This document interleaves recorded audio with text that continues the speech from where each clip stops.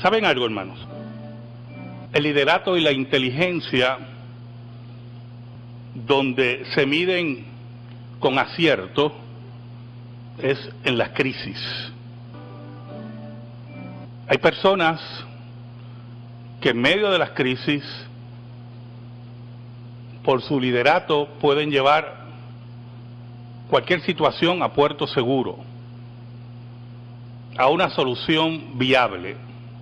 Cuando el líder o la persona que en medio de una crisis demuestra que no tiene las habilidades,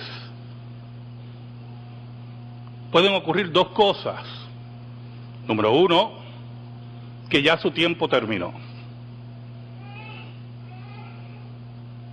O número dos, su liderato, su amor, su empeño no había sido probado. El amor, el dolor, si somos gente de liderato y de sabiduría, nos lleva a buscar soluciones que pueden ser drásticas, pero necesarias. Les voy a contar una historia que muchos de ustedes conocen. En 1964, sube como candidato al Partido Popular a gobernar Roberto Sánchez Vilella. Eso vino porque un grupo de jóvenes del partido, conocido como el Grupo de los 22, presionó y le pidió a Muñoz que se retirara. Muñoz, que era poeta y hombre de una sabiduría única, dijo que él comprendía que los árboles pequeños no crecían al lado de los árboles grandes. Y se retiró. Y Roberto Sánchez gana las elecciones y toma el liderato. Pero mucha gente estuvo inconforme con la decisión de Muñoz. Y personalmente, y otros historiadores así lo dicen, Muñoz no estaba preparado para eso. Cuando vino la crisis en el Partido Popular, Muñoz demostró que ya había perdido el liderato, que había perdido la sabiduría. Yo creo que me acompañen a la lectura de la liturgia en Mateo 15, del 21 al 28. Y es un pasaje que yo lo había predicado en una ocasión, pero es un pasaje que me impresiona siempre tanto, y sé que se le puede sacar tanto, que le he puesto de título El argumento del dolor. Oramos. Te damos gracias, Señor, Dios bueno y Dios verdadero, por todas tus bendiciones. Perdona nuestros pecados. ¿Cuántas veces te hemos sido infiel y tú permaneces fiel? Escóndenos bajo la sombra de la cruz y que tú seas proclamado. Llega a las necesidades de tu pueblo. Consuela a aquel que está en dolor. Da sabiduría a aquel que busca tomar decisiones. Da seguridad a aquel que está en incertidumbre. Y que tu palabra, solo tu palabra, los guíe a la fuente segura que eres tú. Por Cristo Jesús, oramos. Amén. No era la única vez que en la historia política de Puerto Rico esas cosas ocurrían. Cuando los líderes no entienden que ha llegado su hora. Cuando Antonio R. Barceló en los años 30 no entendió que su tiempo había llegado, su partido desapareció y surgió el Partido Popular. Y cuando los líderes del Partido Nacionalista, fundado en 1922, no entendieron que en el 1930 la figura de Pedro Albizu Campos sobresalía como el liderato, tuvieron que salir del partido. Y eso ocurre mucho en la política. Ocurre en muchos lugares. Y nosotros tenemos que entender que cuando llegan las crisis de cualquier índole, hermano, ahí es que se prueba el liderato, el amor y la entrega. Y ahí es que surge de nuestra psiquis, de nuestro ser, los argumentos válidos para seguir hacia adelante. Pero cuando los argumentos son flojos, pobres, enclenques, lo que hacemos es retrasar, lo que hacemos es hacer morir lo que deberá ser vida y alegría para los que nos rodean. El versículo 21 nos dice: saliendo Jesús de allí, se fue a la región de Tiro y de Sidón. Tiro y Sidón eran ciudades fenicias. Eran ciudades donde la población gentil estaba presente. Pero si usted lee el mismo relato en Marcos, la Biblia nos dice que Jesús se movió a esas ciudades porque no quería ser reconocido, no quería que nadie supiera que Él estaba allí, no quería hacer ministerio público. Aparentemente Jesús buscaba descansar de las multitudes, buscaba descansar de la presión farisaica, que en su miedo, que en la crisis que estaban experimentando fueron cobardes y asesinos, porque no tuvieron la visión espiritual de ver en Jesús el Mesías que anunciaba Isaías. Había un problema.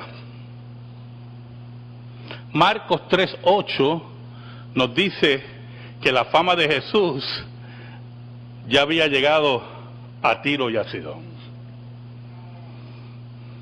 Y por lo tanto, aunque el maestro buscaba descansar, habían hombres y mujeres atentos a que Jesús llegara por esos linderes.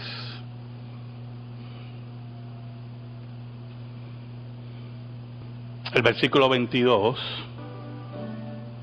nos dice: y aquí una mujer cananea que había salido de aquella región clamaba diciéndole: Señor, Hijo de David, ten misericordia de mí. Lo que usted tiene que ver en ese versículo es algo muy importante. Jesús prácticamente va en secreto a Tiro y a Sidón. Esperaba que nadie lo reconociera. Posiblemente buscaba también un lugar tranquilo para enseñarle a sus discípulos. Pero esa mujer estaba en medio de una crisis y tenía un dolor profundo y estaba muy atenta a que Jesús se moviera por esos lugares. Era una mujer que amaba, era una mujer de liderato que nos indica que llevaba su casa en orden y que nada la iba a detener para acercarse al maestro. En medio de su crisis, en medio de su dolor, esa mujer buscaba la solución a su problema. Nunca en medio de nuestro dolor y en medio de nuestra crisis nos podemos detener. Tenemos que demostrar que somos hombres y mujeres hechos para el reino de Dios. ¿Sabe algo? Escuche. En la política de nuestro país, Luis Muñoz Marín se cansó de darle pelas a Luis Aferré. Se cansó. Pero Luis Aferré era un hombre que ante las crisis no retrocedía. Y llegó un momento, y yo me acuerdo de esas elecciones, yo tenía 8 años, el Partido Popular se había dividido porque no sabieron bregar con una crisis, y la figura de don Luis Aferré estaba sobresaliendo.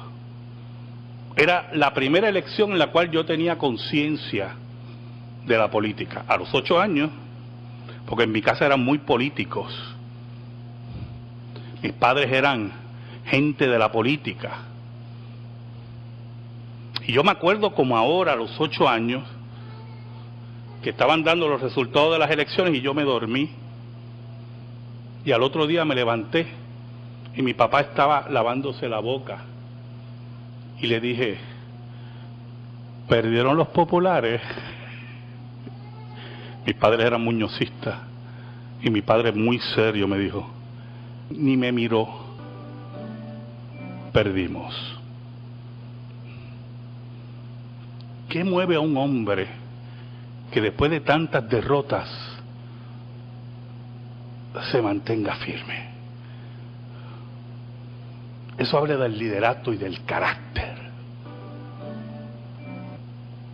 Abraham Lincoln no ganó ni una sola elección, ni senador, ni representante. Eso era perdiendo y perdiendo y perdiendo. Hasta que llegó ahí, de refilón, y llegó a ser presidente de los Estados Unidos. Hombres de liderato y de carácter. Cuando la Madre Teresa se movía en medio de las calles de Calcuta, buscando a los leprosos y buscando a los abandonados en las cunetas y limpiando sus heridas, una mujer pequeña, menuda, encorvada, firme, como ella decía, mirando siempre a Cristo, no importando el rechazo ni la crisis, resuelta a todo. Qué grandes esas mujeres que aman profundamente. Es interesante cómo esta mujer gentil, cananea, griega, como nos dice Marcos, sirofenicia, descendencia cananea, Mateo lo resume, Marcos es más detallado, interesante, ¿verdad? Pero Mateo lo resume rapidito, cananea, no hablemos mucho. Una mujer que no pertenece al linaje de Abraham, está diciendo Mateo, dice que clama a Jesús, Señor, Hijo de David, una mujer que estudió firmemente quién era Jesús, Hijo de David, ten misericordia de mí. Una mujer que ante la crisis nuevamente, ante el rechazo, nada la detenía, porque amaba, era líder, y no había crisis que la detuviera. Ahí es que se demuestra quién es quién. Es en la batalla que se demuestra quién es el soldado. Pero añade, es interesante el diagnóstico de la mujer. Es un diagnóstico metafísico, espiritual. Déjeme aclarar lo de metafísico para aquellos que nos están escuchando por la radio. Más allá de la física, ¿oyó? No se me confunda. Dice, mi hija es gravemente atormentada por un demonio. No sabemos cuántas veces habrá ido a diferentes religiones paganas en su tradición pagana para que curaran a su hija. No sabemos qué manifestaciones demoníacas los falsos sacerdotes se dieron cuenta.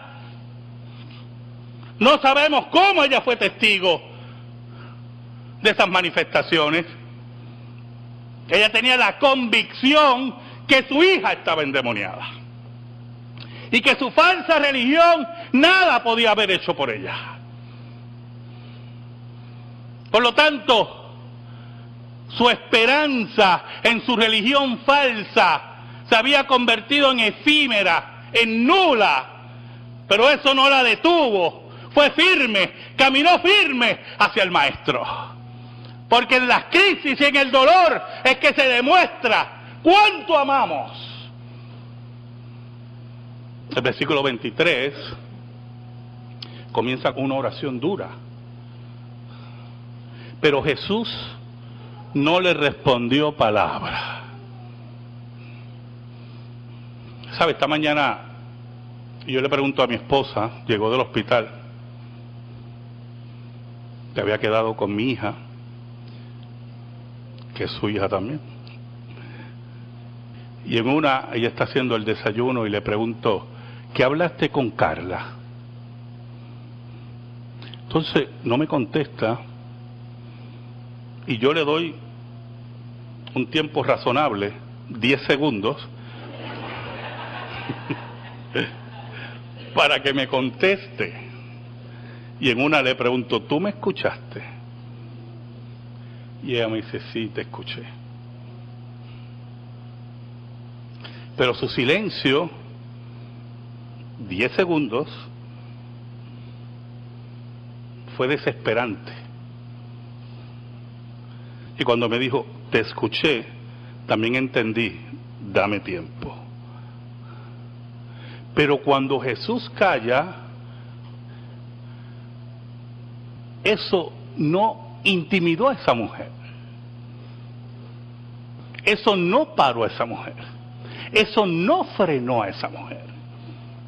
Ella estaba segura que quien estaba frente a ella, por el cual ella seguía, ella estaba segura que era un hombre diferente, que no era un simple sacerdote pagano, que no era tampoco el fariseísmo trasnochado, enclenque, débil. Allí estaba aquel que habían oído que resucitaba muertos y sanaba enfermos y que no cobraba nada por su servicio. Como un hombre así, que resucita muertos y sana enfermos y no cobra, no tiene misericordia para mi hija? En su lógica, eso no existía.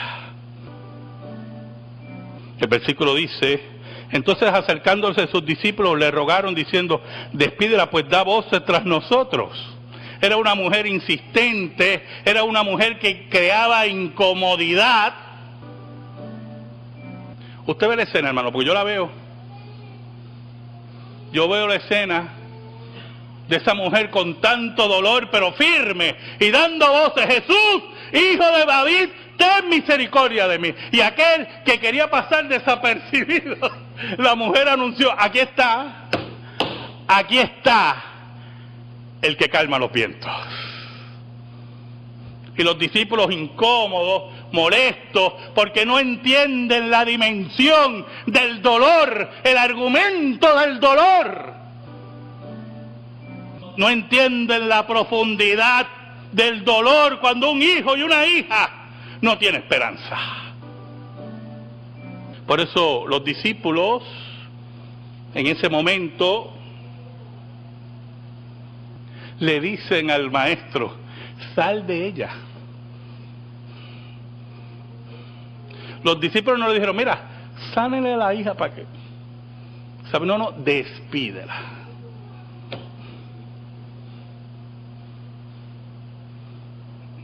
Los discípulos demostrando que todavía no estaban preparados. Los discípulos demostrando que ante la crisis no sabían responder.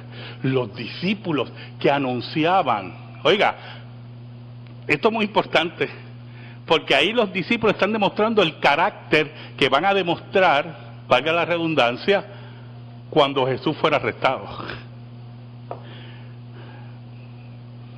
El versículo 24 dice, él respondió y dijo, no soy enviado sino a las ovejas perdidas de la casa de Israel. Es la sentencia primaria del maestro, es la enseñanza primaria que Jesús es el Mesías de Israel y busca primeramente salvar a su pueblo. Es en el orden de salvación histórico, mesiánico, de intervención en Israel, que él busca a las ovejas perdidas de Israel. Es como si el maestro, yo quiero que vean la imagen, está caminando y los discípulos, despídela, mira, nos tiene loco, y sigue gritando, despídela, y el maestro caminando. Yo vine primeramente a las ovejas perdidas de Israel, como diciendo, déjenla que grite. Pero esa mujer, en su dolor y en su desesperación, demostró que era una mujer brillante, inteligente, capaz. El versículo 25 nos dice, entonces ella vino y se postró ante él diciendo, Señor, socórreme. Y es interesante porque yo me imagino al maestro caminar y ella se da cuenta que no le están haciendo caso. Así es la cuestión, esta es la cuestión. Y ella se adelanta al grupo y se adelanta al maestro y se pone frente al maestro. Porque así es el argumento del dolor ante la crisis. Nada lo detiene. Hombres y mujeres valientes, que ni el dinero, ni la fama, ni nada los detiene. Que el dolor y la angustia los lleva a pensar, nunca los lleva a claudicar. Que el dolor y la angustia los lleva a planear, a solucionar. Oiga, y se pone y camina más rápido y se pone frente al maestro y detiene la comitiva. Y se postra ante el maestro. Es interesante porque es una mujer con resolución, con valor, pero una mujer que sabe que frente a ella está el dador de vida. Que no importa que no la escuche, ella sabe que Jesús es el Señor. Si nosotros no entendemos eso, estamos bien mal. No importa que Dios, como que Dios no me contesta, Dios sigue siendo Dios, Dios sigue siendo Señor. Y aunque tú crees que no te escucha, te está escuchando y posiblemente te está diciendo, no. Esa mujer se arrodilla, se humilla ante el maestro. Socórreme, Señor. Socórreme. Y el maestro, en el versículo 27, le hace una frase que muchos malinterpretan, pero es una frase de cariño, ¿yo? En el versículo 26, dice, respondiendo él dijo, no está bien tomar el pan de los hijos y echarlo a los perrillos.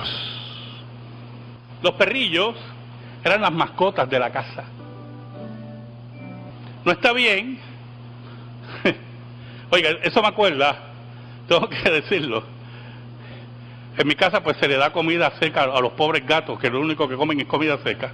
Y yo le digo a mi esposa, dale otra cosa a esos pobres animales. Vamos a coger esta carne y me dice, no. Ella me dice, no, esa es la comida de ellos, la comida de los gatos.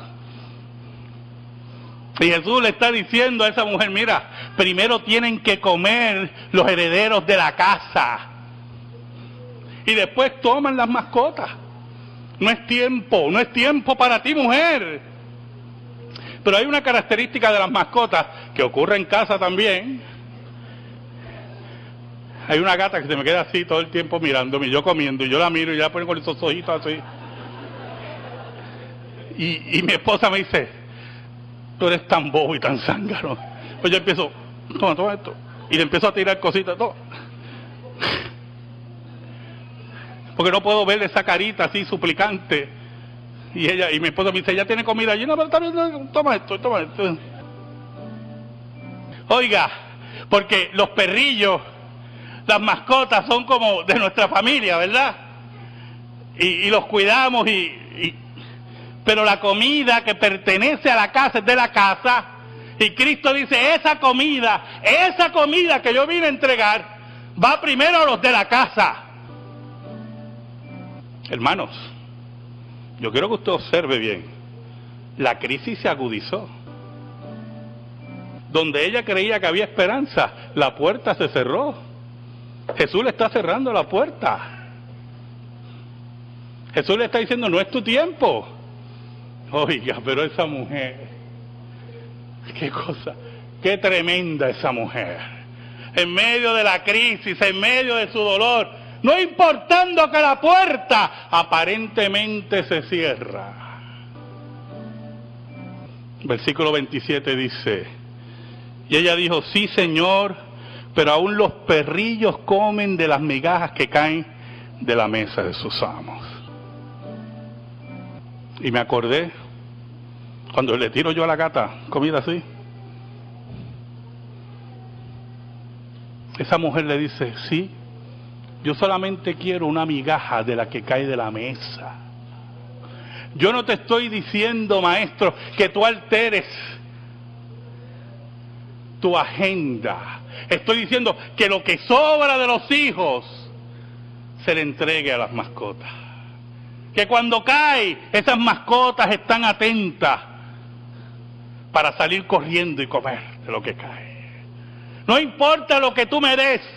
No importa lo que tú me des. Oye, qué cosa, esa mujer era tremenda. No importa lo que tú me des. Yo sé que lo que tú me des basta para curar a mi hija.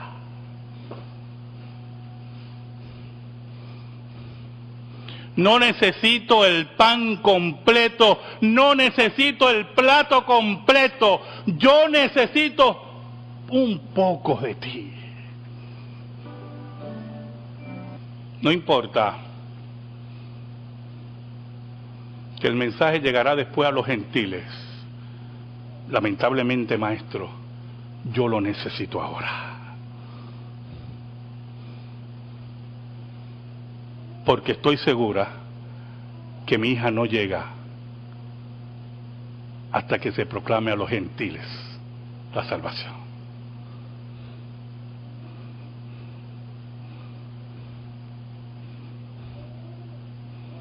Los hombres y mujeres aquí, en esta congregación, que son como esta mujer, saben que en medio de la crisis nada nos puede detener. Porque el que dirige este barco no es Carlos Cruz, es el maestro. El capitán que no ha perdido ni una sola batalla. El versículo 28, qué cosa tremenda, nos habla de la sorpresa de Jesús. Y siempre me llamó la atención, dice, entonces respondió Jesús, oh mujer, la expresión en el griego es la sorpresa del maestro. Es una expresión de sorpresa. Oh mujer, grande es tu fe.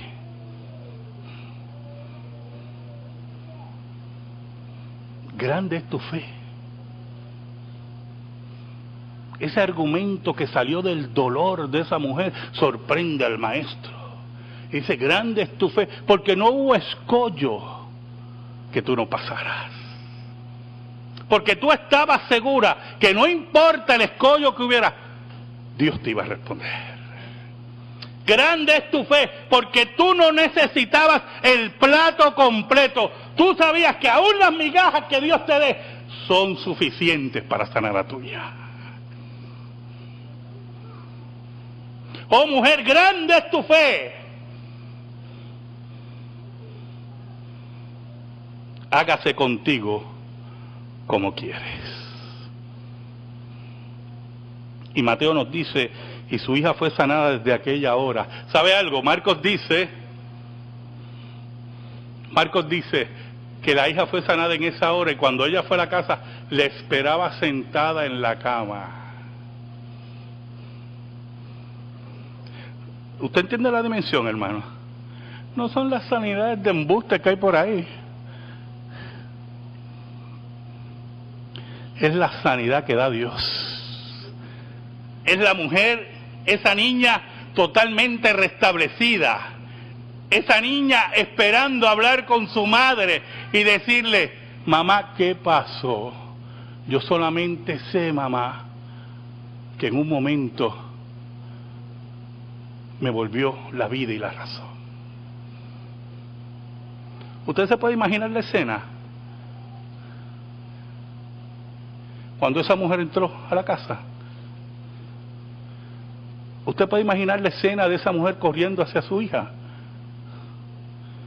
¿Usted puede imaginar esa escena de esa mujer abrazando a su hija? Esos son los hombres y mujeres que Dios quiere. Que en medio del dolor, del sufrimiento y los escollos, tengan el argumento del cielo, el argumento del dolor. Amén. Gracias te damos, Señor, por tu palabra. Que esa palabra eterna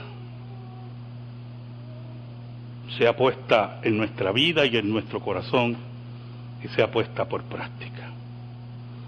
En el nombre de Jesús. Amén. Estamos en silencio, hermanos, y en meditación.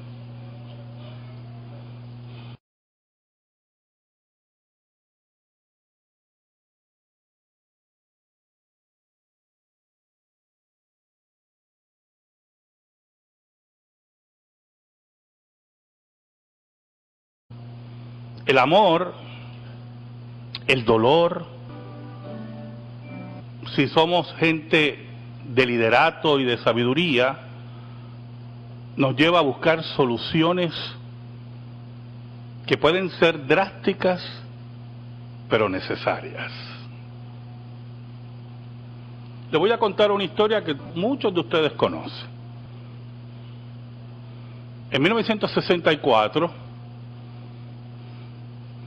sube como candidato al Partido Popular a gobernar Roberto Sánchez Vilella. Eso vino porque un grupo de jóvenes del partido, conocido como el Grupo de los 22, presionó y le pidió a Muñoz que se retirara. Muñoz, que era poeta y hombre de una sabiduría, da seguridad a aquel que está en incertidumbre, y que tu palabra, solo tu palabra, los guíe a la fuente segura que eres tú. Por Cristo Jesús, oramos. Amén. No era la única vez que en la historia política de Puerto Rico esas cosas ocurrían.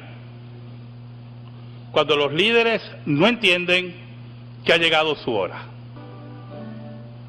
Cuando Antonio R. Barceló, en los años 30, no entendió que su tiempo había llegado, su partido desapareció y surgió el Partido Popular. Y cuando los líderes del Partido Nacionalista, fundado en 1922, no entendieron que en el 1930 la figura de Pedro Albizu Campos sobresalía como el liderato. ¿Saben algo, hermanos? El liderato y la inteligencia, donde se miden con acierto, es en las crisis. Hay personas que en medio de las crisis, por su liderato, pueden llevar cualquier situación a puerto seguro, a una solución viable. Cuando el líder o la persona que en medio de una crisis demuestra que no tiene las habilidades, pueden ocurrir dos cosas.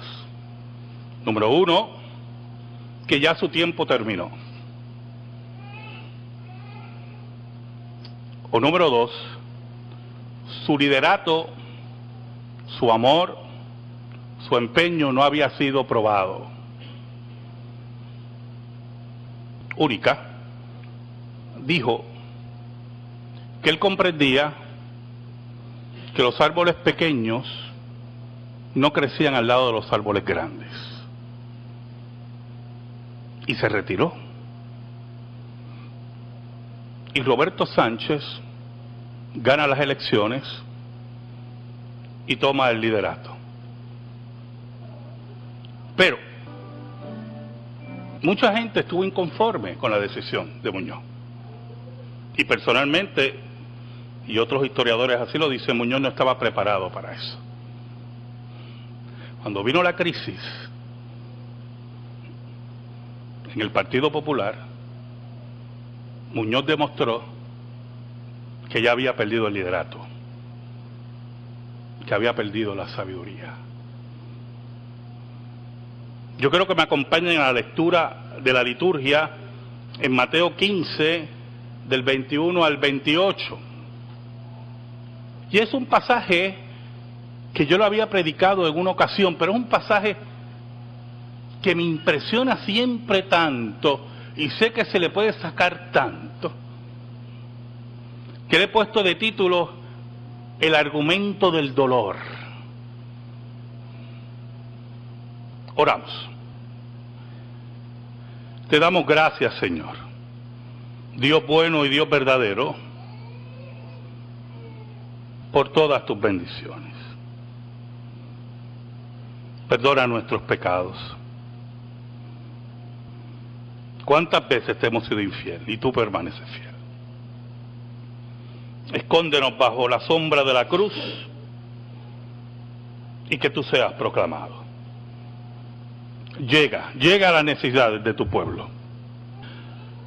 Consuela a aquel que está en dolor. Da sabiduría a aquel que busca tomar decisiones.